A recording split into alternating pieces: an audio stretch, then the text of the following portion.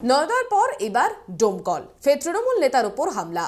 ডোমকলের প্রাক্তন পুর প্রধানের ওপর পিস্তল রড নিয়ে হামলার অভিযোগ উঠেছে। গুরুতর জখম অবস্থায় হাসপাতালে ভর্তি করা হয়েছে তাকে। এদিকে ডোমকলের তৃণমূল নেতাকে মারধরের অভিযোগে দুজনকে গ্রেফতার করেছে পুলিশ।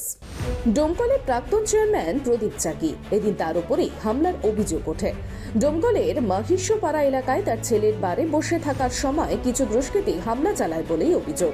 লোহার রড, পিস্তল ও বাঁশ দিয়ে হামলা চালানো হয় বলে অভিযোগ। রক্তাক্ত অবস্থায় প্রদীপ চাকিকে ডোমকল সুপার স্পেশালিটি হাসপাতালে ভর্তি করা হয়। এই ঘটনায় আহত হন প্রদীপ চাকির ছেলে শিলাদিত্য চাকিও। এদিন দুপুরে ডোমকল মাহিষ্যপাড়া তার নিজস্ব বাড়ির অফিসে 20 থেকে 25 জন দুষ্কৃতী অতর্কিতেই তার উপর হামলা চালায় বলেই অভিযোগ প্রদীপ চাকির। হঠাৎ আপনার উপর এইরকম কেন, কি মনে হচ্ছে? জাফিকুলের চক্রান্ত, জাফিকুল মারানোর প্ল্যান পুলিশ। কোথায় আপনার উপর হামলা চালানো হয়েছে? আমার ওয়ার্ডে, আমার বাড়ি ছেলের বার। ও হাত থেকেই করলো সে গো, তোমাদের এত কাজ হাতে লড়াছো, এই হাত থেকে ধরে আছে। কতজন ছিল? 20-25 জন। আমার ছেলের বার ভাঙচুর করে দিয়েছে। আমি ঘরে বসছিলাম, অত লোহার রড আর পিস্তল। প্রদীপবাবু কাউকে চিনতে পেরেছেন কোনো নাম? রিজু পাল বাবু, বাবু। আজকে ওদের কি কোনো প্রোগ্রাম ছিল? আমাকে মারার জন্য দিয়েছিল, ওর বিরুদ্ধে বলেছি। কোথায় মেরেছে? কোথায়? ডোমকলে? আমার বারে গিয়ে ভাঙচুর করেছে। আমি ঘরে বসছিলাম, অফিস ঘরে।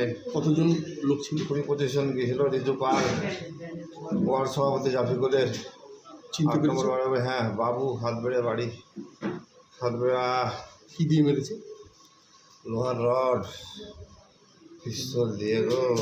না, কেন মারলো কেন? জাফিকুলের বিরুদ্ধে বলেছি, তাই দুর্নীতি সম্পর্কে। নয়দার পর এবার ডোমকল পঞ্চায়েত ভোটের আগে ফের রক্তাক্ত মুর্শিদাবাদ। পিস্তল লোহার রড নিয়ে তৃণমূল নেতার উপর হামলা। ডোমকলের তৃণমূল বিধায়কের অনুগামীদের বিরুদ্ধেই অভিযোগের আঙ্গুল।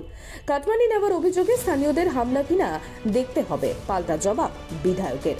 আক্রমণের ঘটনায় ডোমকল তৃণমূল বিধায়ক জাফিকুল ইসলামের বিরুদ্ধে অভিযোগ তুলেছেন আক্রান্ত ব্যক্তি প্রদীপ চাকি। তার অভিযোগ, দুর্নীতির বিরুদ্ধে মুখ খোলার জন্যই জাফিকুল ইসলাম লোকজন পাঠিয়ে তার উপর হামলা চালায়। আহত অবস্থায় ডোমকল সুপার স্পেশালিটি হাসপাতালে চিকিৎসাধীন রয়েছেন তিনি। মুর্শিদাবাদ থেকে গোপাল ঠাকুরের রিপোর্ট, ট্রাইব টিভি।